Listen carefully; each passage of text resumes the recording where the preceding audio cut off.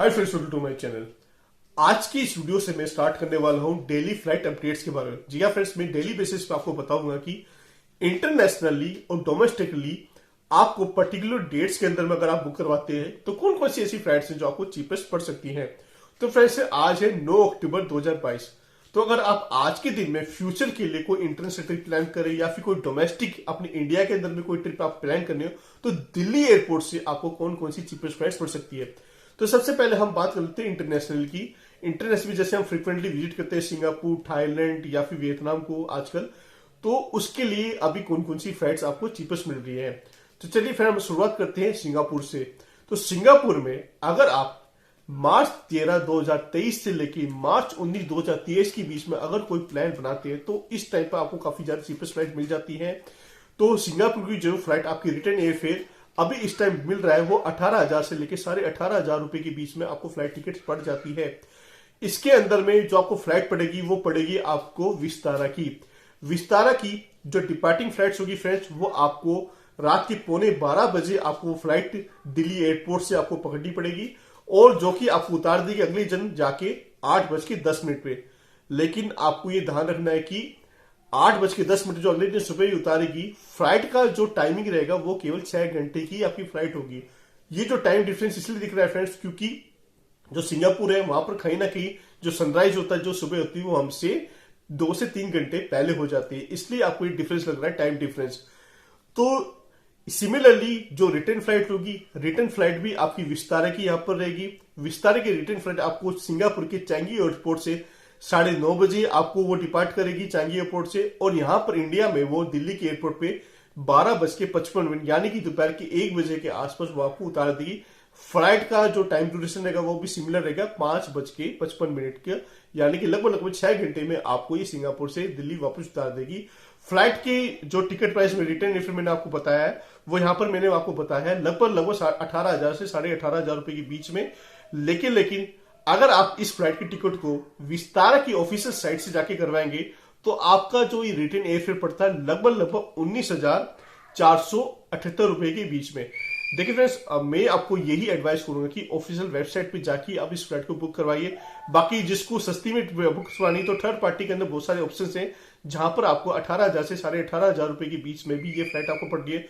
For example, अगर आप plane tip से इस फ्लाइट की टिकट को बुक करवाते हैं तो लगभग 18,200 रुपए की आपको ये आने जाने की जो प्राइस आपको पड़ जाता है। ध्यान हमेशा ये रखिएगा कि आपको ये देखना है कि जो भी ये थर्ड पार्टी वेंडर से, चाहे मेक माई ट्रिप हो चाहे ईज माई ट्रिप हो, वो अपनी एक सर्विस चार्जेस क्या एक्स्ट्रा तो नहीं ले रहे, जिसके कारण की जो आपका कम्युलेटिव जो आपका एफए पड़ेगा वो ऐसा तो नहीं है कि वो 19,478 यानी कि जो कि विस्तार की ऑफिशियल वेबसाइट आपको जो प्राइस ऑफर कर रही है उससे भी कहीं ये ज्यादा ना पड़ जाए। तो इस चीज को जरूर आप क्रॉस वेरीफाई करिएगा। हमेशा फ्लाइट टिकट में ये देख लेना कि आपको जो इंश्योरेंस वो सब प्रोवाइड कर रहे हैं वो आपको जरूरत है या नहीं। अगर आपको नहीं जरूरत है तो बिल्कुल मत लीजिएगा, उससे आपकी जो फ्लाइट की जो प्राइसेस हैं वो आपको सस्ते पड़ जाते हैं। आपको मैं पर्सनल एक्सपीरियंस ये बताना चाहूंगा कि जब मैं रशिया गया था तो मैंने एरोफ्लोट की ऑफिशियल वेबसाइट से जाके ही अपनी फ्लाइट की टिकट बुक करी थी, क्योंकि मैंने देखा था कि जब मैं डिफरेंट जो थर्ड पार्टी वेंडर्स पे था उससे मैं फ्लाइट टिकट बुक कर रहा था तो एक बार तो वो सस्ती दिखा रहे थे, लेकिन जब फाइनल बुकिंग दिखा रहे थे तो वो जो मुझे एरोफ्लोट ऑफर करी थी ऑफिशियल वेबसाइट से उससे भी वो ज्यादा पड़ रहे थे। तो थोड़ा सा आपको इन चीजों का ध्यान रखना है। लेकिन अगर फिर भी आपको क्रेडिट कार्ड का ऑफर आपके पास में ऐसा या वो कंपनी आपको बहुत अच्छा ऑफर दे रही है तो आप उन वेबसाइट से जाके भी अपनी फ्लाइट की टिकट बुक करवा सकते हैं। लेकिन जो फर्स्ट टाइम जो ट्रेवलर्स है इंटरनेशनल खासकर, उनको मैं ये सजेस्ट कर रहा हूँ कि ऑफिशियल एयरलाइन की वेबसाइट पे जाके ही अपनी टिकट को बुक करें, ताकि होने में रिफंड आपको यहाँ पहुंचने में ज्यादा दिक्कत आपको ना है। जैसा कि हमने देखा कोविड-19 के लिए बहुत सारे लोगों को दिक्कत आई थी अगर उन्होंने डायरेक्ट फ्लाइट की वेबसाइट पे जाके अपनी जो फ्लाइट टिकट थी वो बुक नहीं करी थी। तो फ्रेंड्स, ये बात थी अभी सिंगापुर की। तो सिंगापुर में लगभग आपको 18,000 18,500 के बीच में फ्लाइट टिकट पड़ रही है और ऑफिशियल साइट्स में थोड़ी सी कॉस्टली पड़ जाती है 19,478 की। लेकिन एक मेंटल पीस ये रहता है कि कहीं ना कहीं जनरली आपकी फ्लाइट की टिकट्स बुक हो जाती हैं और इन केस अगर रिफंड लेना पड़ता है तो रिफंड भी आपको प्रॉपर तरीके से हो जाता है। बात करते हैं थाईलैंड के बारे में। तो थाईलैंड के अंदर में मेनली 2 डेस्टिनेशन में फ्रीक्वेंटली हमारी इंडिया से, हमारी दिल्ली से पर्टिकुलरली फ्लाइट जाती है, वो है बैंकॉक एंड फुकेट। तो फ्रेंड्स, आज मैं बात करूंगा पर्टिकुलरली बैंकॉक के लिए, क्योंकि फुकेट के अंदर में जो फ्लाइट चल रही है इस टाइम पे वो लगभग 24,000 से लेकर 25,000 रुपए के बीच में रिटर्न एयरफेयर आपको मिल रहा है, जो कि काफी कॉस्टली है। तो हमारा फोकस रहेगा अभी बैंकॉक के लिए। तो बैंकॉक में इस टाइम पे आपको जो फ्लाइट की टिकट्स हैं वो लगभग आपको 19,500 से लेके 20,500 रुपए के बीच में मिल रही है। और यहाँ पर जो फ्लाइट की टिकट्स हैं आपको मैं बताने वाला हूँ जनवरी 22 से लेके जनवरी 29 के बीच में अगर आप प्लान करते हैं अपना थाईलैंड का ट्रिप, तो आपको एयर इंडिया की फ्लाइट्स यहाँ पर सबसे सस्ती मिलती है। एयर इंडिया के ऑफिशियल साइट पे जाके आपको जो रिटर्न एयरफेयर मिल रहा है वो लगभग 20,500 का आपको यहाँ पर मिल जाता है, जिसमें की जो डिपार्टिंग फ्लाइट है वो आपको दोपहर के 1:45 बजे यहां से दिल्ली के एयरपोर्ट से आपको डिपार्ट करेगी। 4 घंटे की लगभग ये फ्लाइट रहेगी और शाम के 7:20 पर ये आपको बैंकॉक की ये एयरपोर्ट पे आपको पहुंचा देगी। रिटर्निंग फ्लाइट जो इसकी रहेगी वो लगभग रहेगी 8:50 पे सुबह की, यानी कि सुबह के 8:45 बजे आपको ये फ्लाइट मिल जाएगी बैंकॉक से, और ये दिल्ली आपको पहुंचा देगी लगभग 12:05 में। ये जो सफर रहेगा ये भी लगभग आपका 4 घंटे का ये सफर रहेगा।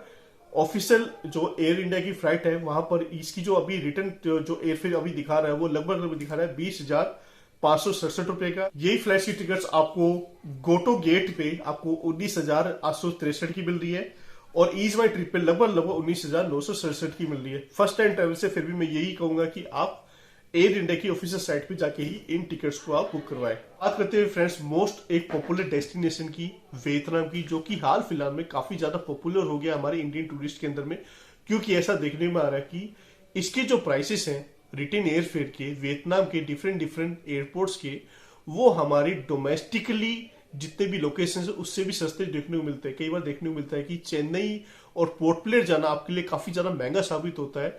इंस्टेड अगर आप उसकी जगह अगर आप वियतनाम जाते हैं तो वियतनाम में 3 एयरपोर्ट्स हैं। मैं आपको बताना चाहूंगा कि वाईजेट जो ऑफिशियल एयरलाइन है वियतनाम की, उसकी डायरेक्ट फ्लाइट्स दिल्ली से वियतनाम के लिए चलती हैं और काफी चीपेस्ट एयरफेयर के अंदर में आपको दिल्ली से वो वियतनाम पहुंचा देती है। तो अभी देख लेते हैं कि डिफरेंट एयरपोर्ट्स के लिए वियतनाम के कौन कौन सी एयरलाइन है, कौन कौन सी फ्लाइट्स हैं जो कि काफी चीपेस्ट पड़ रही है आपको दिल्ली से।